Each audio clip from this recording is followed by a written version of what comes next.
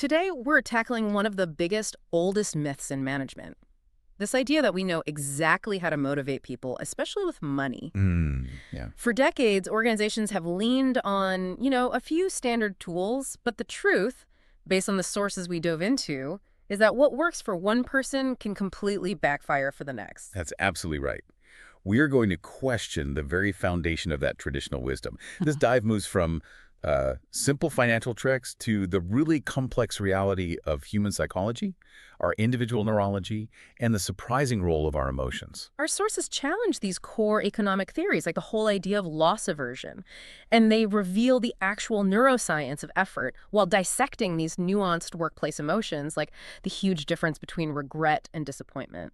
So our mission today is pretty simple. Yeah. We want to uncover the intricate, often invisible levers that truly drive performance and effort for you. Okay, let's just dive right in then. In managerial accounting, there's long been this consensus around the penalty contract.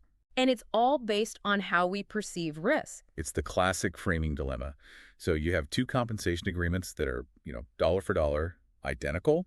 The first one is the bonus frame. Okay. That's where you start with a low base pay, and then you earn a big increase if you hit your goal. It's a gain.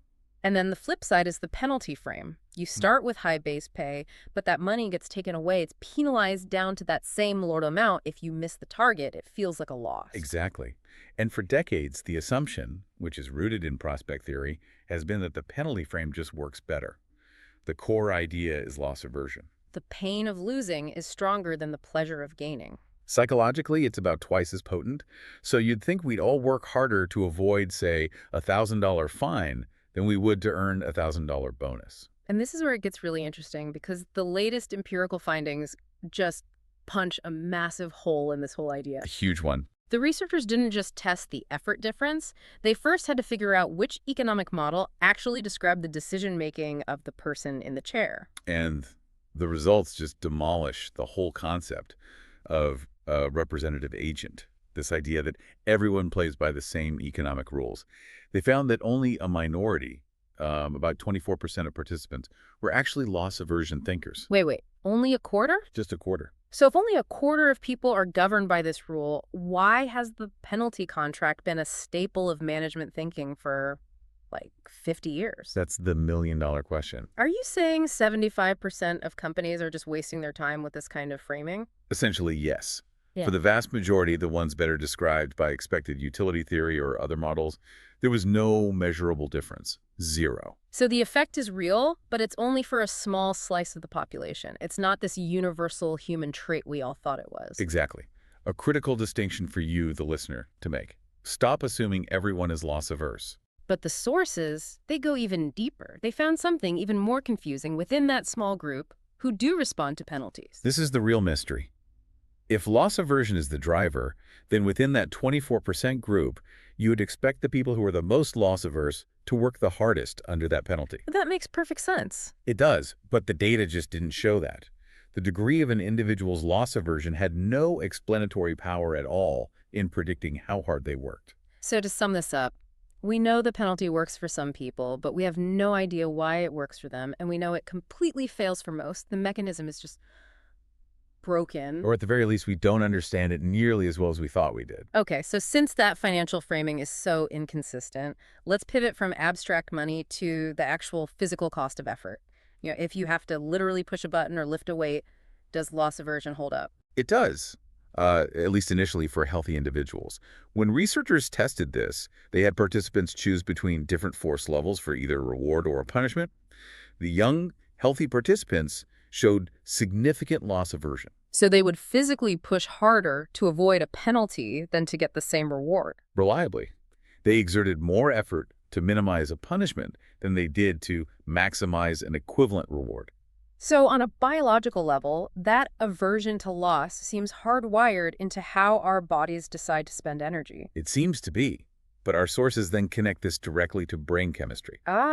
Through the study on Parkinson's patients. Exactly, specifically medicated Parkinson's disease patients. What they found was a marked reduction in this effort-based loss aversion when compared to the healthy controls. Okay, so how does that map onto our drive to approach something good versus avoid something bad? The finding is actually quite precise. The patients showed a willingness to exert effort for reward that was very similar to the healthy controls. So the go-get-it system was intact. Right, their ability to chase a positive outcome was fine. However, they were significantly less willing to produce effort to avoid a punishment. I see. So dopamine isn't just the feel-good chemical for rewards. It's also fundamental to giving us the energetic drive, the actual fuel to fight to keep what we have. That's a great way to put it. The motivation to approach was there, but the motivation to avoid loss was diminished because the neurochemical foundation for that bias was reduced. So managing effort isn't just about writing the perfect contract. No, it's about the literal biological capacity of a person to respond to different kinds of stimuli. Okay, so what does this all mean for you as a leader? If extrinsic motivation, both financial and neurological, is this inconsistent and complex, we have to look inward. And this brings us to self-determination theory. Right. And Daniel Pink's drivers of sustainable, high-quality motivation. When the external motivators fail or just fade away, we turn to the intrinsic needs that sustain our engagement long-term. And the model is built on three core needs, right? Autonomy, mastery, and purpose. That's it. Autonomy, mastery, and purpose. Let's start with autonomy. This feels like the simplest one, but managers still mess it up constantly. All the time. Autonomy is about control, freedom, and self-governing. It's the chance to perform a task as yourself. The second you micromanage or mandate the exact how, you strip away that ownership. And people just check out. They're executing your plan, not their own. Exactly. And then there's mastery, which I think is where a lot of organizations really fail. Yeah. We tell people to master a skill, but we only give them feedback once a quarter. Right. How can you master anything with that kind of delay? You can't.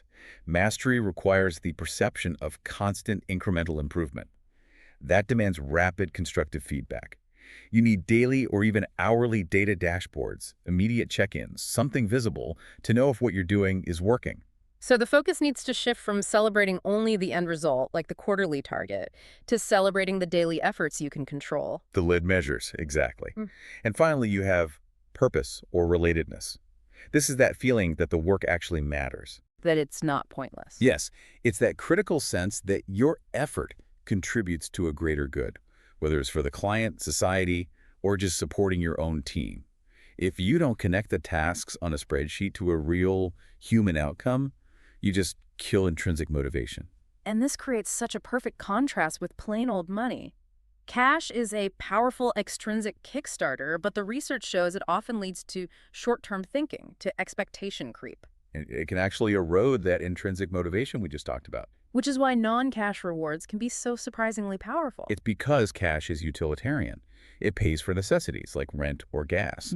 Non-cash rewards, they capitalize on emotional recognition. They let you redeem them for things you want, not things you need. And we have a fantastic example of that emotional value in the sources. Oh, the Ovation Point study is so memorable. A frozen food sales force was given these points, and they could redeem them for merchandise, high-end watches, travel. Stuff you wouldn't normally buy for yourself. Exactly. And when the company removed the program, sales immediately plunged by 4.5%. Wow. Staff had initially valued the points pretty low, but the perceived value, that emotional resonance, it skyrocketed after they were taken away. It proved they were seen as recognition, as desire fulfillment, not just a cash bonus. They were tied to a specific, memorable, emotional event. Let's shift gears a bit to cognitive drivers. How our brain actually uses tension to motivate us. The Zeigarnik effect is a fascinating tool for this. Ah, yes, the open loops. It's the principle that incomplete or interrupted tasks are remembered much more vividly than completed ones. They create this mental tension. Your brain just nags you until the loop is closed. Which is great because you can leverage that. For a huge, scary project, you just use the 5-minute start rule. Just begin it, even for 300 seconds. And that minimal engagement creates an open loop. It triggers that nagging tension, and it pulls you back to the task later. And for long projects, breaking them into smaller subtasks does the same thing. Each little piece becomes its own open loop, so you maintain momentum. But there's a heavy caution here.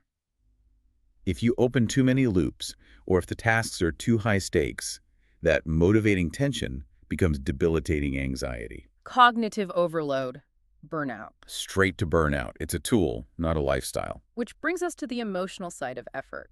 Regret and disappointment. People use them interchangeably at work, but they have profoundly different impacts on our motivation. especially when we use the approach avoidance framework. Yeah. The difference is all about the source of the bad feeling. Okay, so break that down. What's regret? Regret comes from a discrepancy between the outcome you got and a foregone alternative. Mm-hmm. You look back and wish you had chosen differently.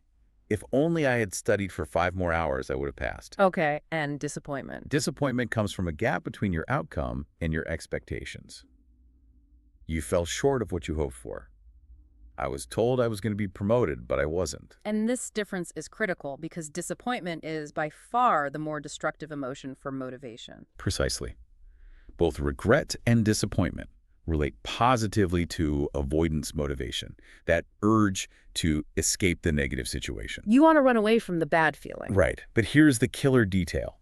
Only disappointment also relates negatively to approach motivation. The drive toward future rewards. The positive, forward-looking drive. Mhm. So disappointment doesn't just make you want to run away.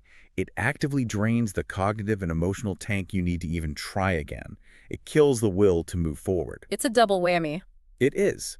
Because it involves both reduced forward drive and increased avoidance, it's a much stronger predictor of negative outcomes like work withdrawal and turnover. If you want to keep and motivate people, you have to manage expectations to avoid disappointment, not just help them process regret. Okay, let's wrap up with our final variable, the social environment, specifically competition. We tend to assume competition is always motivating, but is it? Does competing against your peers help you focus, or does it just distract you? The sources show it depends entirely on the nature of the task. For a physical effort task like a simple button-pressing challenge, the presence of a competitor significantly increased attention. How do they measure that? By faster initial reaction times, competition creates this immediate, sharp attentional boost. But interestingly, that initial focus didn't necessarily translate into sustained effort over the long haul. Not always, but it got people in the game faster. And there were some individual differences to note. In this particular physical task, men were significantly more motivated and sustained higher press rates. They also tended to view competition more strongly as a means for personal development. Okay, so for a simple physical task, competition seems to help focus. Now, what happens if you switch the environment to something complex, like a memory or a learning exercise? It completely flips. In a memory learning task, the results were a definitive negative. Competition was detrimental. Really? How so? Participants remembered fewer items during the competitive phase and recalled less of them later on compared to when they weren't competing. Why the reversal? Why does competition help you press a button but hurt your ability to learn something new? It all comes down to attention allocation. The subjective reward of competing, that mental buzz of winning, it actually becomes a distraction. So your brain is focused on beating the other person, not on the material. Exactly. In a learning task, your attention needs to be fully focused on encoding the information. Competition siphons off those cognitive resources, directing them toward the external goal of winning, rather than the internal goal of deep learning. Fascinating. So the very same social mechanism can be a powerful focus booster for simple physical tasks, but a serious liability in a complex cognitive one. You have to know what kind of work you're trying to incentivize. You really do. This deep dive has completely rewired the way we should think about effort. We moved so far past that simple bonus penalty idea We really did. to discover that motivation is this complex synthesis of cognitive framing, individual neurology, mediated by dopamine, and our intrinsic needs, autonomy, mastery, purpose, and even the specific architecture of our emotions. I think the most critical takeaway here is that we have to stop designing strategies based on this assumption that everyone thinks the way some old economic theory says they should. The representative agent is a myth. It is. Strategies that rely on a universal response, like expecting everyone to be loss-averse, are just irrelevant for 3/4 of your team. The strategy has to match the person and the context. Absolutely. The key is understanding these nuances. And based on what we learned today, that disappointment, not regret, is the thing that really crushes our approach motivation, that positive drive we need. It leaves us with one powerful question for you. How can you structure a difficult Q4 target or a challenging project update so that failing to hit 100% feels like a regrettable missed opportunity rather than a soul-crushing disappointment? That framing shift is the low-cost step that might just save your team's motivation.